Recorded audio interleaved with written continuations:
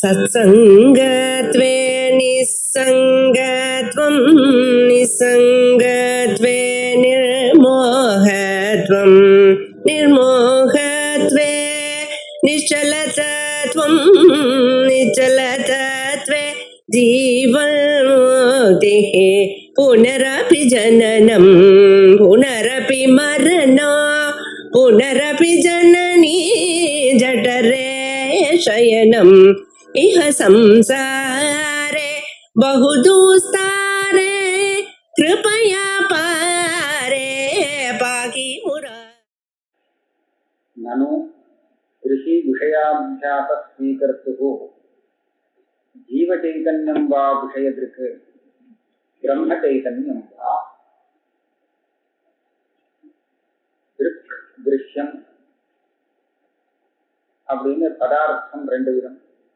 இந்த இடத்துல தானே ஆரம்பிக்கிறான். திருக்கு திருஷ்யம். அதான் திருஷ்யம்ங்கிறது திருக்குக்கு விஷயமாக பாசிக்கக்கூடியது எல்லாமே திருஷ்யம். ஆத்மா ஒண்ணுதான் திருக்கு.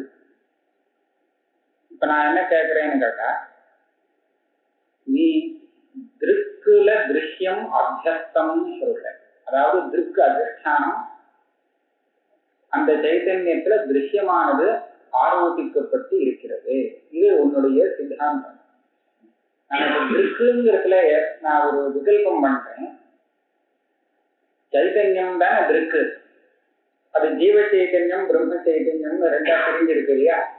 இப்ப திருக்குன்னு சொல்றது ஜீவ சைத்தன்யமா பிரம்ம சைத்தன்யமா? விஷயம் திருஷ்யம் எந்த சைத்தன்யத்துல ஆரோபிக்கப்பட்டிருக்கு? ஜீவ சைத்தன்ய இடத்துலையா பிரம்ம சைத்தன்ய இடத்துலையா? ஆத்ய ஜீவ சைத்தன்யத்துல திருஷ்யம் ஆரோபிக்கப்பட்டிருக்குன்னு சொல்றது சரியில்லை. ஏன்? ஜீவே அவச்சின்ன சித் ஸ்வரூபே கல்பிதே அத்தியாச அயோகா.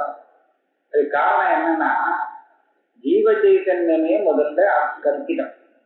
கல்பிதம்னா அதுவே ஒரு ஆரோபிதம், அது இன்னொரு அதிஷ்டானத்தை அபேட்சிக்கிறது. அப்படி இருக்கும்போது அந்த ஜீவ சைத்தன்யத்துல ஜெகத்து அத்தியஸ்தம் எப்படி சொல்றது? அது சரி, ஜீவ சைத்தன்யம் கல்பிதம்னு யாரு சொன்னா? அதையும் கல்பிதம் இருக்கிறோம், அதை சத்தியமா வச்சுக்கோங்க அப்படின்னு கேட்டா, ஜீவன்கிறது என்ன? பிரம்மத்தை காட்டிலும் பிரிச்சு வேறாக ஜீவனை சொல்லணுமானால் அதுக்கு உபாதியை கொடுத்து அவச்சின்னம்னு சொல்லணும் இல்லையா? ஒரு அந்தக்கரணாவச்சின்னம், ஒரு உபாத்தியவச்சின்னம்னு சொல்லணும் இல்லையா? அப்படியானால் உபாத்தியவச்சின்னமான சித் ஸ்வரூபம் இது கல்பிதமாகத்தான் இருக்கும். ஒரே அகண்டமான சைத்தன்ய ஸ்வரூபத்துல உபாதியால பேதம் கல்பிக்கும் போது அந்த உபாதியால அவச்சின்னமான சைத்தன்யம் கல்பிக்கப்பட்டதாக ஆகும். அதனால ஜீவே அவச்சின்ன சித் ஸ்வரூபே கல்பிதே அத்தியாச அயோகா. ஸ்வயமே கல்பிதமாக இருக்கக்கூடிய ஜீவ சைத்தன்யத்துல அந்த ஜெகத்துக்கு அத்தியாசம் சொல்றது தவறு.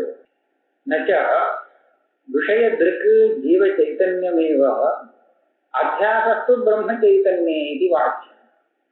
நடுப்புற ஒருத்தன் கேட்டான், விஷயத்தை பார்க்கக்கூடிய சைத்தன்யம்னு சொன்னா அது ஜீவ சைத்தன்யம் தான். சரி, திருக்குங்கிற சைத்தன்யத்துல விஷயத்துக்கு அத்தியாசம்னு சொல்லும் போது அந்த சைத்தன்யம் பிரம்ம சைத்தன்யம் இருக்கும். விஷயத்தை பார்க்கக்கூடியது நான் ஜீவன். ஆனா என்னிடத்துல அத்தியாசம் இல்லை. ஏன் அத்தியாசம் இல்லை? நானே கல்பிக்கப்பட்டதாக இருக்கேன், அவச்சின்ன ஸ்வரூபமா இருக்கிறதுனால. அந்த பரபிரம்மத்துல தான் எல்லா விஷயமும் அத்தியஸ்தமா இருக்கு. சரியா? அப்படியானால் என்ன ஆகும்? அது ஒரு சைத்தன்யம், இது ஒரு சைத்தன்யம். இந்த சைத்தன்யம் பார்க்கறது அந்த சைத்தன்யம் அதிஷ்டானமா இருக்கு, இது சொல்லிடலாமே. ஆக சைத்தன்யத்துல அத்தியாசம் இது நமக்கு கிடைச்சு போச்சு. பிரம்ம சைத்தன்யமும் சைத்தன்யம் தானே. அதனால சைத்தன்யத்துல அத்தியாசம் ஏற்படுறது. ஆனா அந்த அத்தியாசத்தினால அந்த விஷயத்தை பார்க்கக்கூடிய சைத்தன்யம் எதுன்னா ஜீவ சைத்தன்யம் இப்படி சொல்லலாம். இது தப்பு. ஏன் தப்பு? திருஷ்யோரேவ ஆத்தியாபிக சம்பந்தாபத்தே. ஜீவனிடத்துல ஜீவன் அதாவது யார் அந்த திருஷ்யத்தை பார்க்கிறானோ அவனிடத்துல அந்த திருஷ்யத்துக்கு அத்தியாசம் சொல்லாமல் பிரம்ம சைதன்யத்துக்கு அதிஷ்டானத்துவம் சொல்லி அந்த பிரம்ம சைதன்யத்திடத்துல தான் ஜெகத் அத்தியஸ்தமாக இருக்குன்னு நீங்க சொன்னால் அப்போ திருஷ்யமான ஜெகத் ஒரு திருஷ்யமான சைதன்யத்துல அத்தியஸ்தமாக இருக்குன்னு சொன்னதாக ஆயிடும். திருஷ்யம் எதுல கல்பிக்கப்பட்டிருக்குன்னு கேட்டா திருக்குல கல்பிக்கப்பட்டிருக்குன்னு ஆகாது, திருஷ்யம் திருஷ்யத்திலேயே கல்பிக்கப்பட்டதாக. இது உங்க சித்தாந்தத்துக்கு விரும்பும். திருஷ்யம் எல்லாமே திருக்குல கல்பிக்கப்பட்டிருக்குன்னு சொல்றது உங்க சித்தாந்தம்.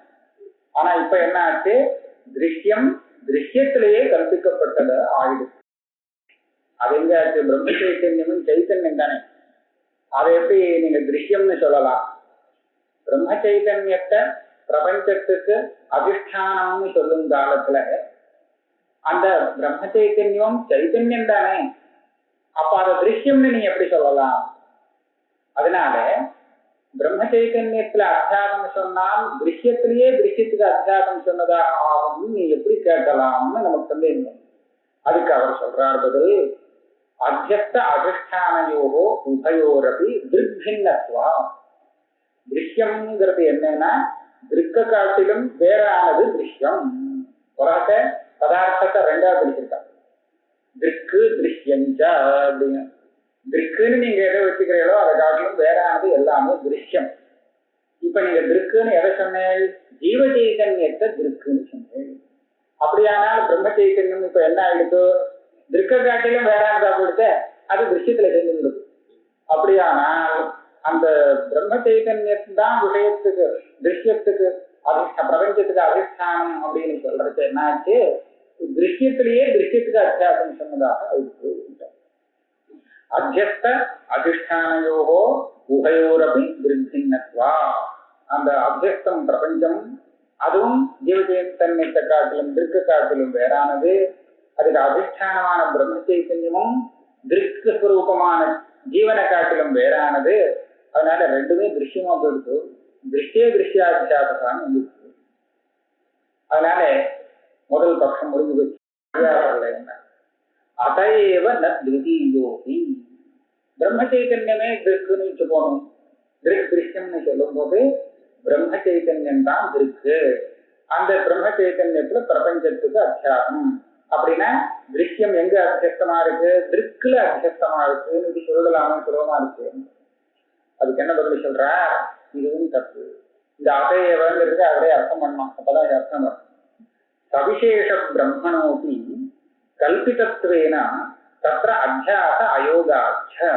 இதை எப்படி எப்படி கொண்டு வர்றாருன்னா, அதையவங்கிறதுக்கு இப்ப பிரம்ம சைத்தன்யம் விஷய திருக்குன்னு சொல்லும் பட்சத்துல அதையவன்னு பூர்வ பராமர்சம் நம்ம பண்ண முடியாது. அதனால அதையவங்கிறதுக்கு என்ன அர்த்தம் சொல்லணும்னா, பக்ஷமான ஹேத்துனா ஹேத்துவை தான் எடுத்துட்டாங்க. அதாவது இப்ப என்ன ஆகும்னா, அதுல நான் விகல்பம் பண்ணுவேன். பிரம்ம சைத்தன்யத்துல சவிசேஷ பிரம்மமா சகுண பிரம்மமா நிர்குண பிரம்மமா அப்படின்னு பிரம்ம சைத்தன்யம் விஷயம் இருக்குன்னு சொல்றேன். சவிசேஷ பிரம்மா சகுண பிரம்மா அப்படின்னு நீங்க சொன்னேன்னு வச்சுங்க. அப்ப சவிசேஷ பிரம்மங்கிறது என்ன ஆகும், அது கல்பிதம். நிர்குண பிரம்மம் ஒண்ணுதானே சத்தியம். அப்ப சவிசேஷ பிரம்மங்கிறது அதுவே ஒரு கல்பிதம். கல்பிதமான அந்த வஸ்து சவிசேஷ பிரம்மம் பிரபஞ்சத்துக்கு அதிஷ்டானமாக இருக்க முடியாது. சவிசேஷ பிரம்மணோபி கல்பிதத்துவேன தத்ர அத்தியாச அயோகாச்ச. நச்ச சுத்த சைதன்யம் ஏகமேவ ததேவ அதிஷ்டானம் தத்ர அவச்சேதகம் அவித்யாதிகம் ந அதிஷ்டான கோட்டௌ பிரவிசதி ததேவ ச ஜீவசப்தேன பிரம்மசப்தேன ச விபதிஷ்யதே உபாதி விசேஷாத் ததா ச ஜீவச்சைதன்யஸ்ய திருக்த்வேபி திருஷ்யாத்தியாசோ நானுபபன்னः इति वाक्यम्. திருஷ்யாத்தியாசः திருஷ்ய அத்தியாசः. ஜீவச்சைதன்யம் திருக்கு திருக்கு இல்லைன்னு நான் சொல்ல மாட்டேன்.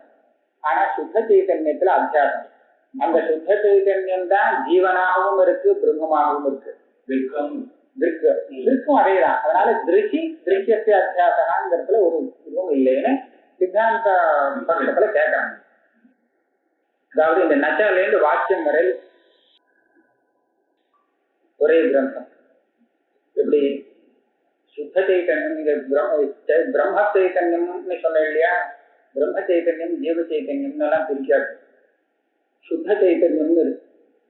சுத்தான்னு சொன்னா ஒரு விசேஷனமும் சேராது, வெறும் சைத்தன்யம் தான்.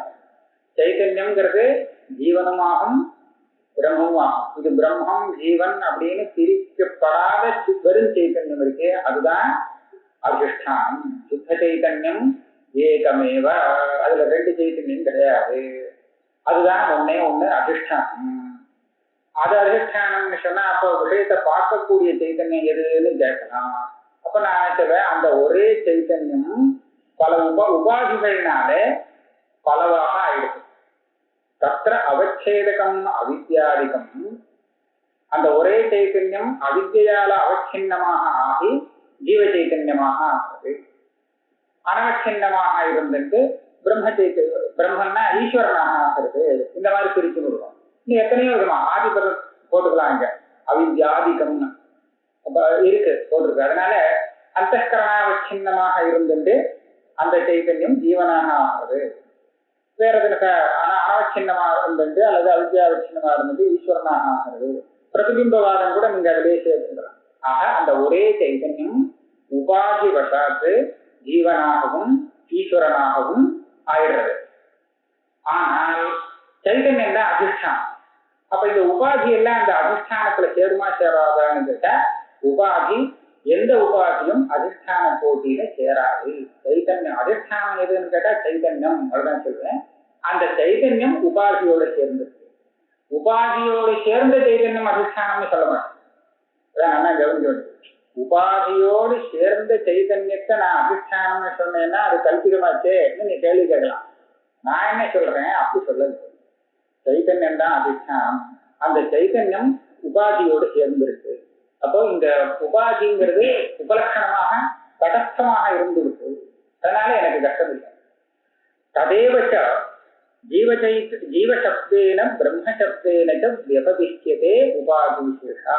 அந்த ஒரே சைத்தன்யம் சர்வ பிரபஞ்சத்துக்கும் அதிஷ்டானமாக இருக்கக்கூடிய அந்த ஒரே சைத்தன்யம் ஒரு உபாதியை கொண்டு ஜீவன் என்றும் வேற இன்னொரு உபாதியை கொண்டு ஈஸ்வரன் என்றும் பிரம்மங்கிற சப்தத்தினாலையும் சொல்லப்படுகிறது. ததாக ஜீவ சைதன்யத்திய திருக்வேதி, இப்ப நீங்க கேட்டாலோ இல்லையோ, ஜீவ சைதன்யம் வா விஷயத்திற்கு பிரம்ம சைதன்யம் வா அப்படின்னு விகல்பமான விஷயத்தை பார்க்கக்கூடிய அந்த திருக்குங்கிறது ஜீவனா பிரம்மமானு கேட்டேன். ஜீவன்னு சொன்னா பெரிய ஆபத்து வருதுன்னு சொன்னேன். இப்ப அந்த ஆபத்தெல்லாம் ஒன்றும் வராது. ஜீவ சைதன்யங்கிறது விஷயத்திற்கு தான், யார் இல்லைங்கிற விஷயத்தை பார்க்கக்கூடிய திருக்குங்கிறது எதுன்னு ஜீவ சைதன்யம்.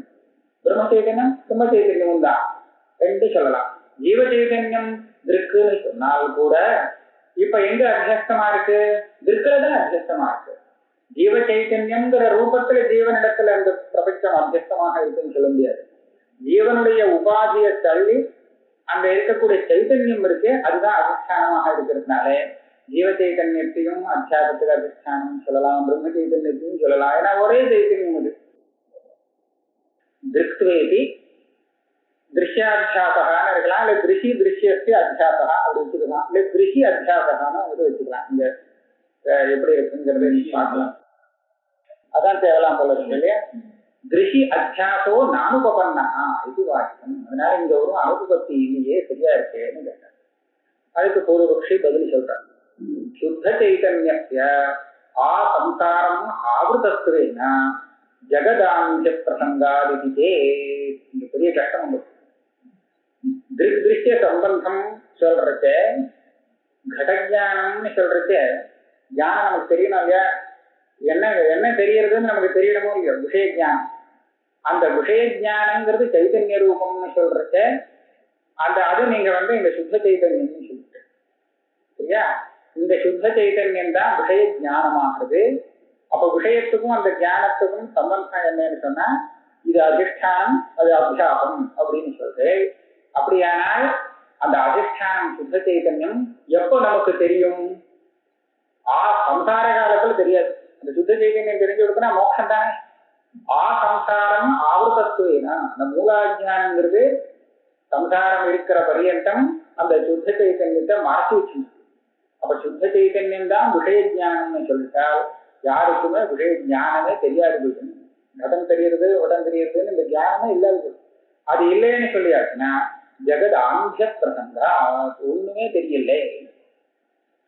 ஏன் எது தெரியுதுன்னு சொல்றோமோ அந்த இடத்துல ஞானம் வந்து சேருது. அந்த ஞானத்துக்கும் விஷயத்துக்கும் உள்ள சம்பந்தத்தை பத்தி தான் நாம விசாரிச்சுட்டு இருந்தோம். அந்த ஞானம்ங்கிறது என்னன்னா சைதன்ய ரூபம். சைதன்யம்னு சொன்னா எந்த சைதன்யம்னு கேட்டேன், சுத்த சைதன்யம்னு பதில் சொல்லியிருக்கேன். சுத்த சைதன்யம்னு சொல்லிவிட்டா அது இப்போதைக்கு தெரிய போறது இல்லை. அது தெரியலன்னு சொன்னா யாருக்குமே எந்த ஞானமும் வராது, தெரிய வந்து பிரயோஜனம் இல்லை. ஜெகதாம்ச பிரசங்கா சேத் மூலா வித்யா நிவத்தி அபாவேன சர்வதः ஆவரணாபிதவா அபாவேதி घटाद्यवच्छेदेन ஆவரணாபிதவாத் ஆந்திய விரகோபத்தே. இந்த இடத்துல பூர்வபக்ஷங்கள்லாம் பெருசா எழுதுறாரு. ஆனா ஒரே வரியில சின்னதா சமாதானம் சொல்லிட்டு போயிடுறாரு. ஏன்னா கிரந்தம் அனாவசியமா விசாரம் ஆகக்கூடாதுன்னு இருக்காரு. நிறைய ஒரு விஷயம் பண்ணி இப்படியா அப்படியான்னு சொல்லி பெருசா பண்ணல. ஆனா இந்த நகன்னு ஆரம்பிச்சு வாக்கியமுக்குள்ள உள்ள கிரந்தம் இருக்கு. இந்த கிரந்தம் தான் சித்தாந்திக்கு அபிமதமாக இருக்கு. அதாவது சுத்த சைதன்யம் தான் அதிஷ்டானம். அந்த சைதன்யம் உபாதியால ஜீவனாகவும் பிரம்மமாக ஆகுது. ஆக விஷயங்கள்லாம் எங்க அத்தியஸ்தம்னு கேட்டா சைதன்யத்துல அத்தியஸ்தம். அதுதான் ஜீவன், அதுதான் பிரம்மன் சொன்னா விஷயத்திற்கு அதுதான் இல்லையா. அப்ப திருஷ்யத்தை அதிஷ்டாதா, இது இவன் சொல்ற மதம். இப்ப இவன் என்ன சொன்னான்னா சுத்த சைதன்யத்தை அதிஷ்டானம்னு சொன்னா அதுதான் விஷய ஞானம்னு சொல்ல வேண்டியிருக்கும். அதுதான் சம்சார காலத்துல மறைஞ்சிருக்கு, மூலாஜானத்தினால ஆவர்த்தமாயிருக்கு. உனக்கு எப்படி ஞானமே தெரியாது போடுங்க, உலகத்துல எந்த ஞானமே வராது அப்படின்னு சொன்னேன். அதுக்கு மாத்திரம் நான் பரிகாரம் சொல்லிவிடுறேன்னு என்ன சொன்னா, அந்த சுத்த சைதன்யத்தை மறைச்சு வச்சிருக்கக்கூடிய மூலாஜானங்கிறது சம்சார காலத்துல நிவர்த்தி ஆகலேங்கிறது வாஸ்தவம். மூலாவித்யா நிவர்த்தி அபாவேனா, ஆனால் அந்த மூலாவித்யா நிவர்த்தி இல்லாட்டாலும் அந்த அவச்சின்னமாக எப்படின்னா அந்தந்த விஷயாவச்சேதேன எந்த விஷயத்துல நமக்கு அந்த ஞானம் உண்டாகிறதோ அந்த விஷய அவச்சேதேன அந்த சைதன்யத்துல ஆவரணாபிபவங்கிறது விற்த்தியால உண்டாகிறதுன்னு இருக்கு.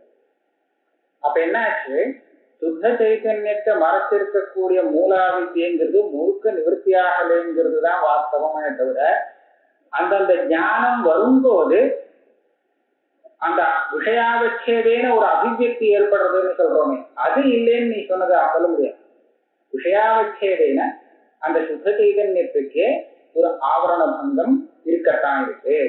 அதனால அதை வச்சுட்டு விஷயத்தை தெரிஞ்சுக்கலாம். அதனால அந்தந்த விஷயத்துல அந்த சுத்த சைதன்யம் அபிவியக்தமாகறதால அந்தந்த விஷய ஞானம் இவனுக்கு ஏற்படுறது, அது ஏற்படலாம். घटाद्यवच्छेदेन ஆவரணாபிபவா, அங்க இருக்கிற ஒரு ஆவரணத்துக்கு நிவர்த்தி ஏற்படுறது, பங்கம் ஏற்படுறது. அதனால ஆந்திய விரகோபகத்தே, உலகமே அந்தமாக ஆயிடுங்கிறது இல்லை. நனு தர்ஹி இதானீமபி பிரம்மஸ்புரணே சரமவருத்தி வையர்த்தம் அதிக பானேதி சத்தியஸ்புரணா. அப்ப அவன் வேற கேள்வி கேட்கிறான். சுத்த சைத்தன்யம் தானே அதிஷ்டானம். இப்ப சுத்த சைதன்யம் தான் அதிஷ்டானம்னு சொல்லிட்டேன்னா அந்தந்த விஷயாவச்சேதேன அபிவியக்தமாக கூடிய சைத்தன்யம் என்ன சைத்தன்யம்? சுத்த சைதன்யம். அப்போ ஒவ்வொரு விஷயமும் நமக்கு தெரியும் போது சுத்த சைத்தன்யம் தெரிஞ்சுட்டே இருக்குன்னு இல்லையா. சுத்த சைத்தன்யம் இப்பவே குறிக்கிறது. அப்ப இப்பவே இந்த சுத்த சைத்தன்ய ஞானம் இருக்குன்னு சொன்னா அப்புறம் எதுக்கு நாம சிரமப்படணும்? வேதாந்த சிரவணம் பண்ணி கடைசியில சரம விருத்தி, கடைசியில இந்த அகண்ட சாட்சாத்காரம் வரப்போறதுன்னு சொல்றே, அவ்வளவு தூரம் போக வேண்டிய அவசியமே இல்லையே. இப்பவே அந்த சுத்த பிரம்மம் குறிக்கிறதே, ஒவ்வொரு விஷயம் தெரிய விஷயம் அங்க அந்த சுத்த சைதன்யம் தான் குறிக்கிறது. அப்ப இருக்கும்போது சரம விருத்தி தான் அஜானத்தை மூலாஜானத்தை நிவர்த்தி பண்ணும் அப்படின்னு சொல்றே, அது சொல்ல முடியாது. அதனால சரம விருத்தி வையர்த்தம், கடைசி விருத்தி அகண்டாகார விருத்திங்கிறது வியர்த்தமாக போகுமே. அப்போ கேட்பா, சரம விருத்திக்கும் இப்ப உள்ள தியானத்துக்கும் வித்தியாசம் இருக்கு. சரம விருத்தியில அந்த சைத்தன்யம் மாத்திரம்தான் விஷயம், அகண்டாகார விருத்தியில. இப்போ வர விருத்தியில அந்த சுத்த சைத்தன்யமும் கடப்பட்டாதிகளும் எல்லாமே சேர்ந்து விஷயமா இருக்கு. இதுதான் விசேஷம். அந்த சரம விருத்திக்கும் இப்ப இருக்கக்கூடிய கடப்பட்டாதி ஆகார விருத்திக்கும் என்ன விசேஷம்? சுத்த சைத்தன்யத்தோடு சேர்ந்து கடப்பட்டாதிகளும் தெரிகிறது இந்த விருத்திகள். அகண்டாகார விற்பியில கடப்படாதிகள் ஒண்ணும் கிடையாது, வெறும் சுத்த சைதன்ய மாத்திரம் விஷயமா இருக்கு. இந்த வித்தியாசம் இருக்கே, அப்ப நீ எப்படி வையர்த்தி சொல்ல முடியும்? கர்ம விற்பி தானே அப்பேற்பட்டதாக இருக்குன்னு கேட்டா அதுக்கு என்ன சொல்ற, அதிக பானேபி சத்தியஸ்பிரணா, அந்த சுத்த சைதன்யத்தை காட்டிலும் அதிகமான கடப்பட்டாதிகள் பாதிக்கிறதாக இருந்தாலும் சுத்த சைதன்யம் பாதிக்கிறதா இல்லையா? இப்போ அவசியம் பாதிக்கிறது.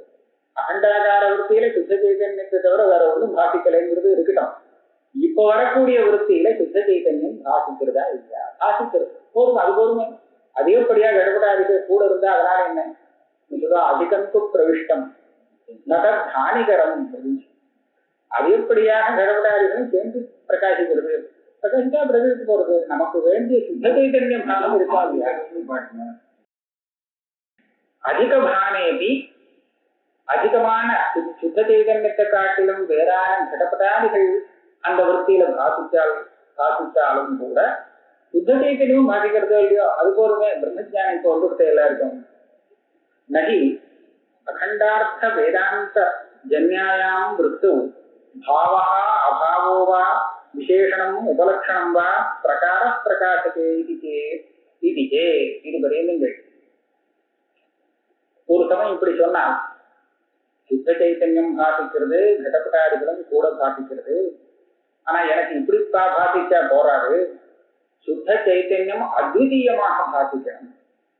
எந்த திடீயமும் அதுல இல்லை, அத்விதீயமாக பாதிக்கணும். இப்ப அப்படி பாதிக்கிறதோ பாதிக்கலையோ, நமக்கு எப்படி சுத்த சைதன்ய ஞானம் வேணுமோ அப்படி வராததுனால இந்த ஞானம் பிரயோஜனம் இல்லை. அகண்டாகார விற்பியில அத்விதீயமாக பாதிக்கிறது, அதான் விசேஷம். அகண்டாகார விற்பிக்கும் இதுக்கும் உள்ள விசேஷம் இதுதான். அதனாலதான் அகண்டாகார விற்பி சார்த்தகமா இருக்கு, அதுக்கு வையர்த்தம் சொல்ல முடியாது அப்படின்னு கேட்டால் அந்த பூர்வபக்ஷி சொல்றான், அகண்டாகார விற்பிங்கிறது அகண்டார்த்த வேதாந்த ஜன்யா. அகண்டார்த்த வேதாந்த ஜன்யாசனா வேதாந்தத்தினுடைய அர்த்தம் தாத்பரிய அர்த்தம் என்னன்னு கேட்டா வெறும் சைத்தன்யம் கொண்டு போய் முடிக்க போறேன். அப்ப அந்த வேதாந்த வாக்கியத்தால வரக்கூடிய ஞானத்துக்கு விஷயமாக கூடியது வெறும் சைத்தன்யம். அந்த சைத்தன்யத்துல அத்விதீயத்துங்கிற ஒரு அம்சம் பிரகாரமாக பாதிக்க போறது இல்லை. பாவமோ அபாவமோ விசேஷணமாகவோ உபலட்சணமாகவோ எப்படியும் அதிகப்படியான ஒரு பிரகாரம் அந்த விருத்தியில சேர போறதே கிடையாது. அப்படி இருக்கும்போது சுத்த சைதன்ய விஷயக்கம்னு அந்த ஞானத்தை அகண்டாகார விருத்தியை சொன்னால் சுத்த சைதன்ய விஷயக்கம்னு இப்ப வரக்கூடிய கடப்பட்டாதி விருத்திகளையும் சொல்லலாம். அதனால அகண்டாகார விருத்தி ஒன்றும் விசேஷம் இல்லை. இதுக்கும் அதுக்கும் சுத்த பிரம்ம விஷயகமாக இருக்குங்கிற அம்சத்துல சமானமான ஒரு சாமியம் இருக்கு. அதனால அகண்டாகார விருத்திங்கிறது புதுசா வரணுங்கிற அவசியம் இல்லை, அது வியர்த்தம்தான். நகி அகண்டார்த்த வேதாந்த ஜன்யாயாம் விருத்தவு பாவகா அபாவோ வா விசேஷணம் உபலட்சணம் வா. சில சமயத்துல விசேஷணமாக பாதிக்காவிட்டாலும் உபலட்சணமாக பாதிக்கிறத வச்சுட்டு விசேஷம் சொல்லுவா அர்த்தத்துக்கு. இதுக்கு ஒரு உதாரணம் சொல்லுவாங்க. எப்படின்னு கேட்டா அகண்டாகார ஸ்தலத்துல ரொம்ப அவசியமா இது சொல்ல வேண்டியது. இந்த பதார்த்த நிஷ்டம் வாக்கியார்த்த நிஷ்டம்னு அகண்ட வாக்கியத்தையே ரெண்டா பிரிச்சுட்டு இருக்காங்க. அந்த உதாரணமா சொன்னா சரியா வரும் நினைக்கிறேன்.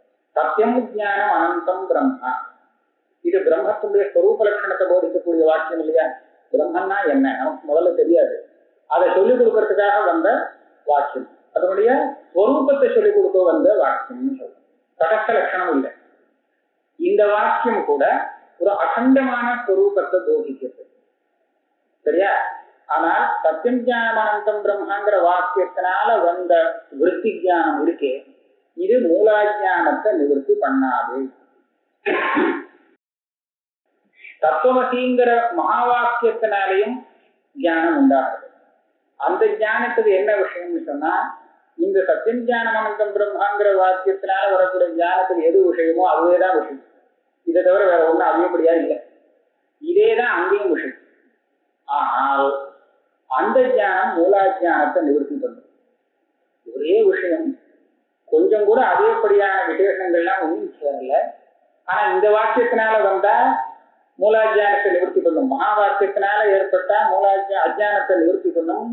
இந்த சத்தியம் ஞானம் பிரம்மாங்கிற வாக்கியத்தினால வந்தா அந்த ஞானம் அஜானத்தை நிவர்த்தி பண்ணாதுன்னு சொல்றீங்களே, இது எப்படி சரியா இருக்குமான்னா இருக்கு, உண்டு. எப்படி?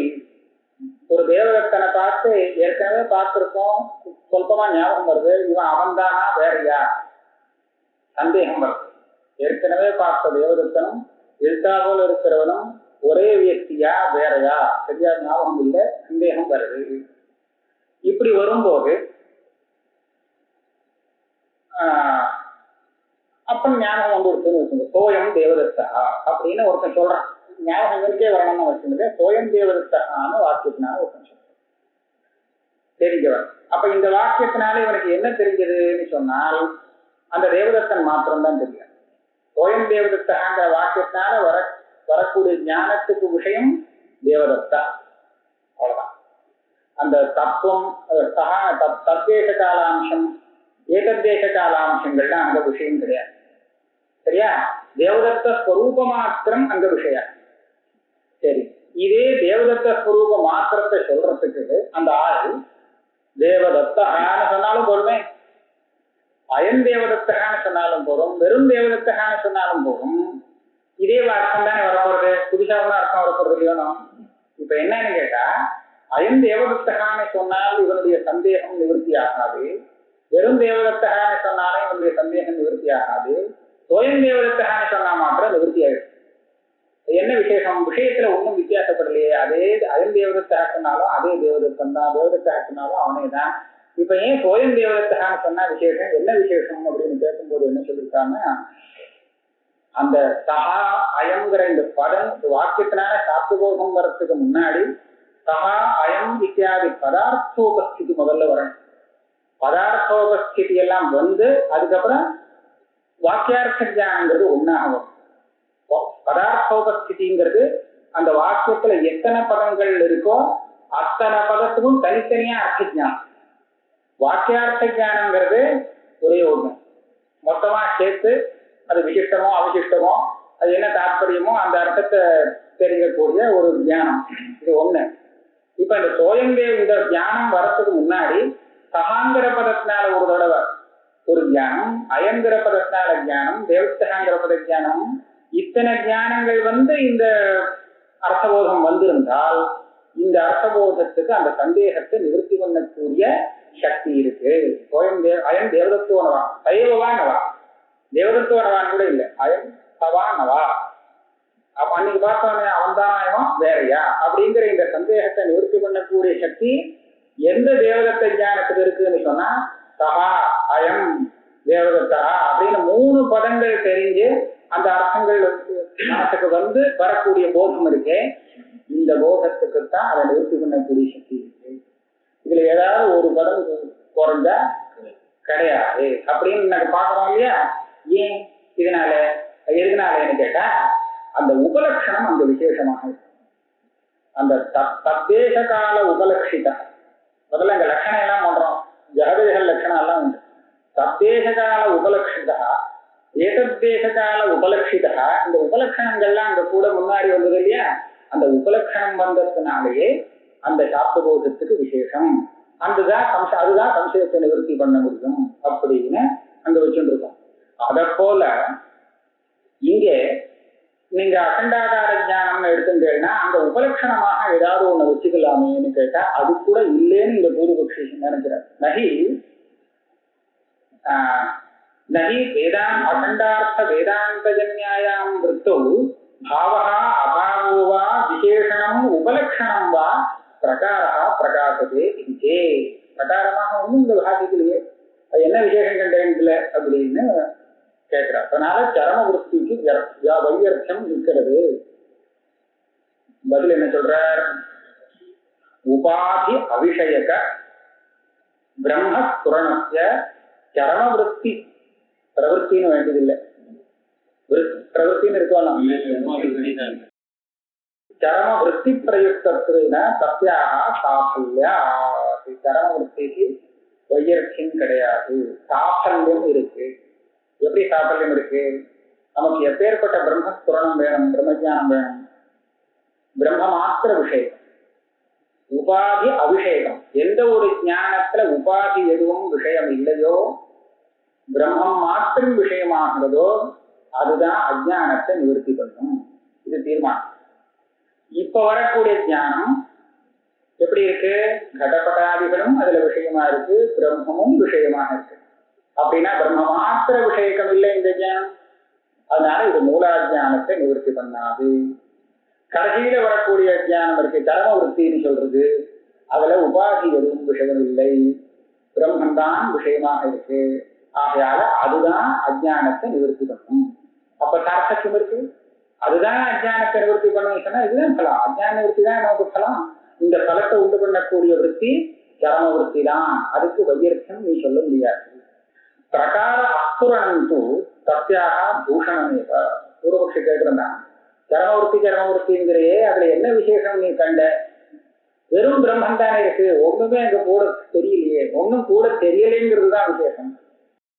ஒண்ணும் வேற ஏதாவது கூட தெரிஞ்சா அது அவித்யா காரியமா இருக்கிறதுனால அந்த அவித்யை நிவர்த்தி பண்ண முடியாதா போச்சு. அவித்யா காரியம் எதுவுமே விஷயமாக அந்த சித்த அதிஷ்டான விஷயத்த ஞானம் இருக்கு, அதுதான் அந்த அவித்யை நிவர்த்தி பண்ண முடியும். ஆகையால அந்த கர்ம விருத்தியில வேற எதுவும் பாதிக்கல, ஒரு விசேஷம் பாதிக்கலைங்கிறது அதுக்கு ஒரு அலங்காரமாக இருக்கு. சத்தியாக பிரகார அஸ்புரணம் தூ சத்தியாக கர்ம விருத்தேகே தூஷணமேவ. அது ஒரு தோஷம் இல்லை. இதானீந்தன ஸ்புரணத்திய சப்பிரகாரகத்வேன உபாதி விஷயத்வா. இப்ப வரக்கூடிய பிரம்மஸ்புரணம் எப்படி இருக்கு? ஸ்புரணம்னா ஞானம். இப்ப பிரம்மஜானம்னா கடஜானம்லாம் பிரம்மஜானம் தான், எல்லா ஜானமும் பிரம்மஜானம். ஏன்னா அந்த பிரம்மம் சேர்ந்து காட்டிச்சிருக்கு. அதனால இப்ப வரக்கூடிய பிரம்மஜானம் எப்படி இருக்கு? உபாதியோட சேர்ந்து இருக்கு. அதனால இது பிரயோஜனம் இல்லை.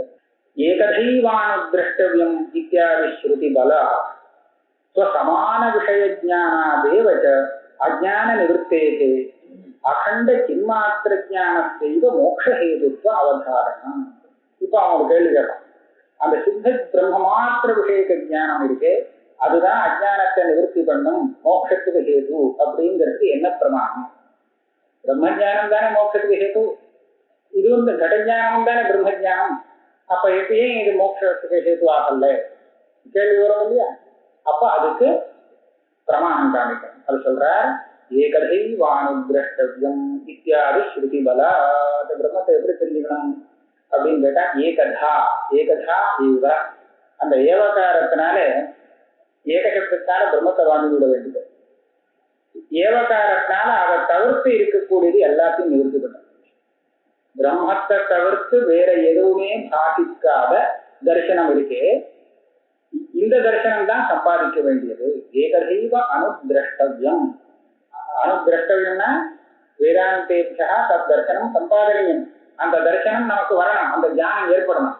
எந்த தியானம் ஏற்படணும்? ஏகதா. அந்த தியானத்துல வேற இன்னொன்னு பிரகாரமாக இருக்காது.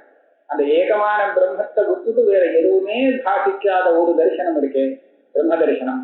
அந்த பிரம்ம தரிசனம் சம்பாதிக்கணும் அப்படின்னு சொல்லி இருக்கிறதுனால வேற உபாதி எல்லாம் கூட சேர்ந்தா அந்த ஞானம் மோட்சத்துக்கு ஹேது இல்லைன்னு ஒண்ணு. இன்னொரு யுக்தி என்னன்னா, சமான விஷயக்க ஜானாதேவச்சு அஜ்ஞான நிவர்த்தே.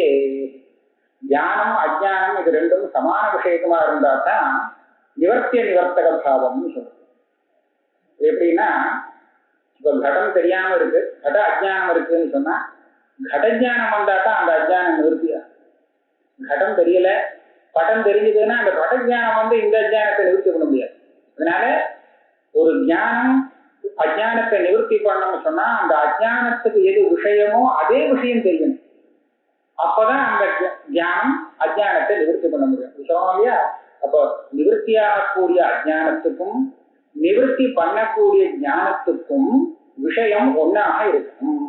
இது ஒரு நியமம். அப்பதான் நிவர்த்தி பண்ண முடியும். இதனுடைய விஷயம் வேற, அதனுடைய விஷயம் வேறன்னு சொன்னா அந்த ஞானம் இந்த அஜ்ஞானத்தை ஒன்றும் பண்ணாது. அதனால இப்ப என்ன பார்க்கணும்? மூலாஜானத்துக்கு விஷயம் என்ன? மூல அஜ்ஞானம்னு சொன்னா ரொம்ப ரொம்ப மூலம், அதாவது எந்த பிரபஞ்சமும் இதுல உண்டாகல அப்படி இருக்கக்கூடிய அஜ்ஞானம் இது. அதுக்கு விஷயமா இருக்கிறது. மூலாஜானத்தினால உண்டாகக்கூடிய பதார்த்தம் எதுவாவது இருக்க முடியுமா? அது முதல்ல பிரம்மத்தை மாத்திரம்தான் விஷயீகரிக்கிறது. அந்த பிரம்ம மாத்திரத்தை விஷயமாக வச்சிருந்த அந்த மூலாஜானம் தான் அப்புறம் பிரம்மத்தை தவிர வேற இன்னும் ஒண்ணு திருஷ்டி பண்ணிக்கிறது. அப்படிதானே? அப்படியானால் மூலாஜானத்துக்கு விஷயமானது பிரம்மன் தானே தவிர அதை தவிர்த்து வேற ஒண்ணுமே இல்லை. அப்படியானால் அப்பேற்பட்ட மூலாஜானத்தை நிவர்த்தி பண்ணக்கூடிய ஞானம் எப்படி இருக்கணும்? வெறும் பிரம்மத்தை தான் அது விஷயீகரிக்கிறது, வேற எதுவுமே விஷயீகரிக்கல அப்படிங்கிற ஞானம் தான் அதை நிவர்த்தி பண்ண முடியும். அப்பதான் சமான விஷயக்கமாக ஆக முடியும். ஆகையாலே அகண்டாகார பிரம்ம ஜானம் இருக்கு, அதுதான் அந்த மூலாஜானத்தை நிவர்த்தி பண்ண முடியும். கடப்படாதி விஷயக்கமான பிரம்ம ஜானம் அதை நிவர்த்தி பண்ணாது. சமான விஷயக்க ஜானாதேவத அஜான நிவர்த்தி நிவர்த்தேகன்னு இருக்கலாம். நீங்கிறது விட்டுது அல்ல இல்ல, இந்த இடத்துல நிவர்த்தேக இருந்தா, ஏன்னா நிவர்த்தி சொல்ற இடத்துல இதனால அது போகணும் இல்லையா? போகணும்னு சொன்னா அந்த அஜானத்துக்கும் ஜானத்துக்கும் விஷயம் சமானமாக இருக்கு.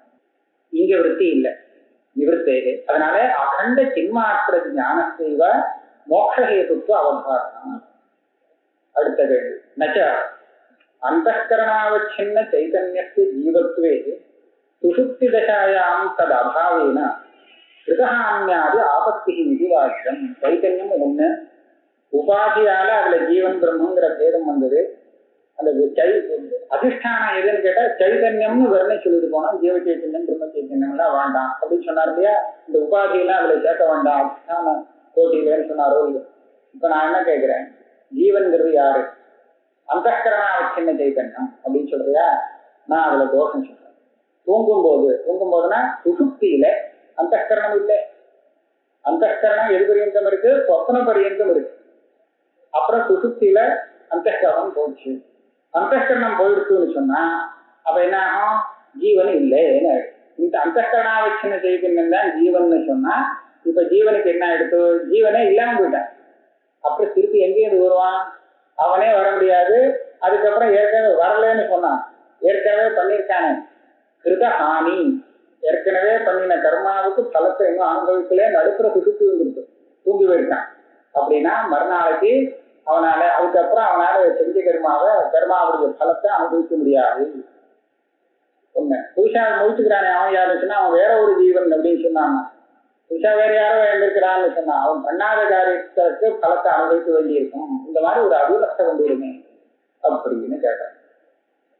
நச்ச அந்தःகரணாவச்சின்ன சைதன்யஸ்ய ஜீவத்வே சுசுப்தி தசாயாம் தது அபாவேன, சுசுப்தி தசையில அந்தःகரணம் கிடையாது. அப்ப என்ன ஆகும்? கிருதஹான்யாதி ஆபத்தி, கிருதஹானி அப்பிரகிருத கல்பனா அதெல்லாம் வருமே கேட்டான். இது நவாச்சியம். ததாபி அஸ்ய காரணாத்மனாவஸ்தானாத், சுசுப்தி காலத்திலையும் ததாபி அப்பவும் இவனுடைய உபாதியான அந்தःகரணம் இருக்கு. உங்களுக்கு சத்காரியவாதம், கடம் உண்டாகிறதுக்கு முன்னாடி குலாலன் மண்ணிலேருந்து கடத்தை உற்பத்தியாக்கி வெளியில கொண்டு வரதுக்கு முன்னாடியே அவன் உண்டாக்கக்கூடிய கடமானது இருக்குன்னு சொல்லுவான். ஐயாயிரம் என்ன சொல்லுவாங்கன்னா, குலாலம் வேலை பண்றதுக்கு முன்னாடி அவன் உண்டு பண்ற குடம் இருக்கா இல்லையா? இல்லேன்னு சொல்லுவான். மண்ணுதான் இருக்கு, குடம் கிடையாது, பானை கிடையாது. இவன் வேலை பண்ணினா இவனுடைய வியாபாரத்தினால பானையானது உண்டாகுது. காரணம் சத்து, மண்ணு இருக்கு, ஆனா காரியமான கடம் முன்னாடி இல்லை. இது அசத் காரியவாதம்னு சொல்லுவாங்க. சாங்கால அத்வைத சொல்லி வேளாண்னு சொல்லுவாங்க.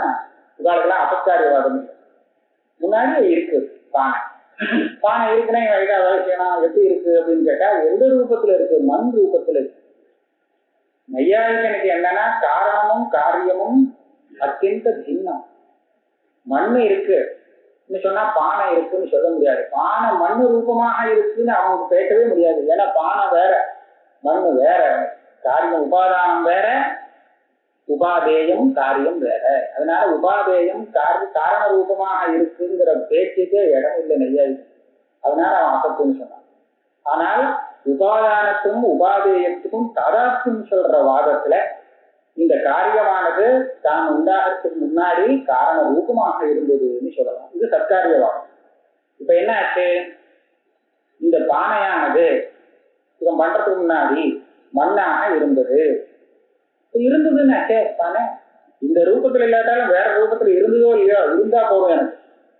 அதே மாதிரி இந்த அந்தःகரணாதிகள் சுசுப்தி காலத்துல லயமாகிறது அப்புறம் உண்டாகிறதுன்னு சொல்ற இடத்துல உண்டாகும் போது இருந்ததா இல்லையா? இருந்து. எந்த ரூபத்துல இருந்தது? அதனுடைய காரணம் எதுவோ அந்த காரண ரூபத்துல இருந்தது. அந்தக்கரணம் சொந்த ரூபத்துல இல்லாட்டாலும் அதனுடைய காரணமான அவித்யா ரூபத்துல இருந்ததுங்கிறதுனால அந்தக்கரணம் இல்லாம போகவே இல்லை. அந்தக்கரணங்க உபாதியே இல்லைன்னு சொன்னாத்தானே, உபாதி இல்லாட்டா எப்படி ஜீவன் இருப்பான்னு சொல்ல முடியும்? ஜீவனே இல்லைன்னு ஆயிடும்.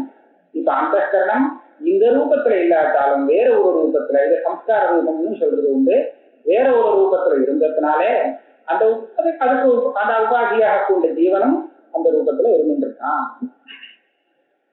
ததாபி காரணாத்மனா அத்திய காரணாத்மனா அவஸ்தானா, அப்பவும் சம்ஸ்கார ரூபமாக அந்த அந்தக்கரணம் இருந்துட்டே இருக்கு. அதனால ஜீவன் இருந்துட்டேதான் இருக்கு. ஸ்தூல சூக்ஷ்ம சாதாரணத்திய அந்தக்கரணத்தை உபாதியா, நீங்க ஜீவனுக்கு உபாதியாக சொல்லும் போது ஸ்தூல அந்தக்கரணத்தை உபாதின்னு சொல்றதா சூக்ஷ்ம அந்தக்கரணத்தை உபாதின்னு சொல்றதான்னு கேட்பான். இப்ப என்னன்னா, அந்த பானை உண்டானதுக்கு அப்புறம் ஸ்தூலம், உண்டாகிறதுக்கு முன்னாடி மண்ணாக இருக்கும்போது அதுதான் பானை இருக்கு சூக்ஷ்ம ரூபம்னு சொல்றது. உண்டாகிறதுக்கு முன்னாடி சூக்ஷ்மமா இருந்தது, உண்டானதுக்கு அப்புறம் வேலை குலாலுடைய வியாபாரம் வந்ததுக்கு அப்புறம் அதுவே ஸ்தூலமாகிறது. ஸ்தூலம் சூக்ஷ்மம் ஒரே பானைன்னு சொல்றாங்க.